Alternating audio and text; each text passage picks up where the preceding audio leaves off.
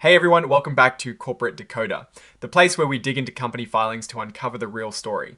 Today we're looking at Avery Dennison Corporation, and let's just say their latest report has some interesting dates and numbers that might make you do a double take. Before we dive in, if you love getting these insider looks into corporate finance, hit that subscribe button. And for more exclusive discussions and to connect with fellow analysts, join our Discord community, linked right in the description below. Alright, let's get straight to it. This isn't your typical quarterly report. It is a Form 8K, which usually means something significant happens suddenly. And in this case, it seems like Avery Dennison is getting ahead of some financial updates. The report is dated the 4th of February 2026, and it is announcing preliminary unaudited financial results for the fourth quarter and the full year of 2025. They're also providing guidance for the first quarter of 2026.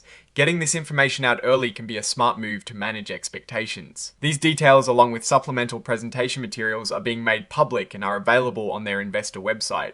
They're also planning a webcast and teleconference on the same day, the 4th of February, at 11 a.m. Eastern Time, to discuss these preliminary results. This willingness to discuss early numbers suggests they want to be transparent. Or perhaps they have something important to convey about their performance. The company has several classes of securities registered, including their common stock, traded under the ticker symbol AV on the New York Stock Exchange. They also have senior notes due in 2034 with a 3.750% interest rate, traded as AVI34 on NASDAQ, and another set of senior notes due in 2035 with a 4.00% interest rate, traded as AVI35 also on NASDAQ.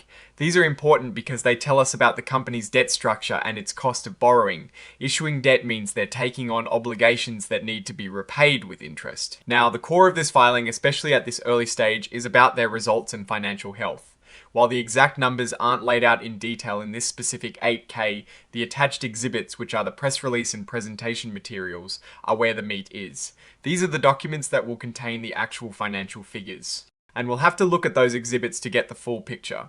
However, the fact that they're releasing preliminary results so early suggests management has a strong sense of where they stand for the past year and where they expect to be in the coming quarter. Exhibit 99.1 is the press release itself, dated the 4th of February 2026.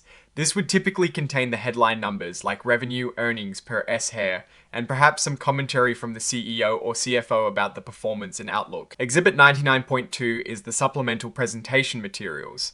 This is often where you find more detailed charts, graphs, and tables that break down the financial performance. This is usually more analyst-friendly and can reveal trends or underlying issues that might not be obvious in a press release. Now, every company filing includes a safe harbor statement, and Avery Dennison is no different.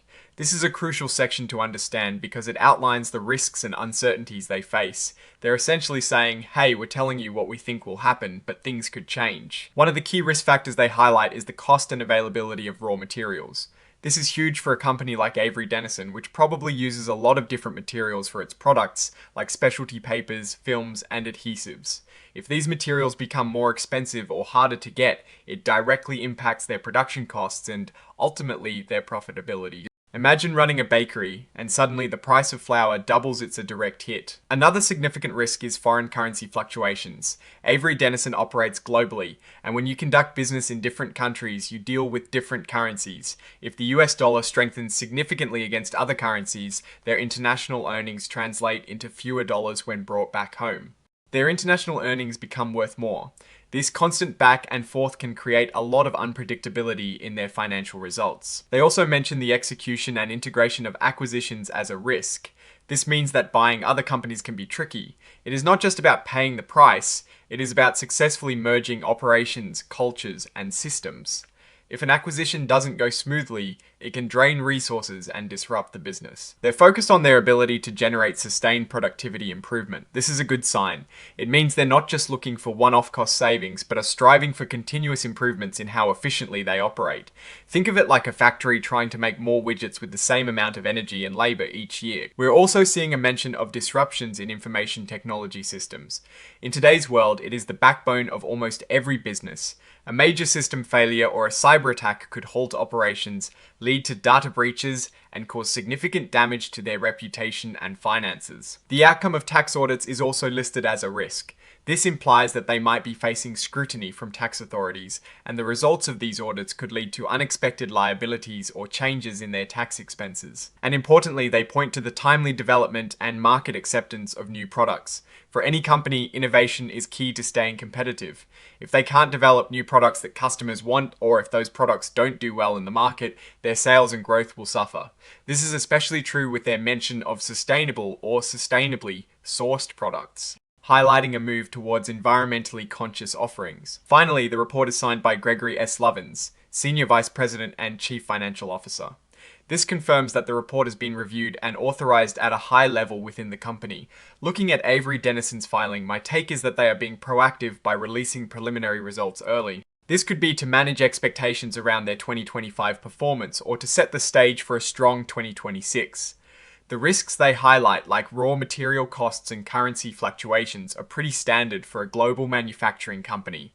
However, their emphasis on productivity improvements and new product development, particularly in sustainable offerings, suggests a strategic focus on long-term growth and adaptability.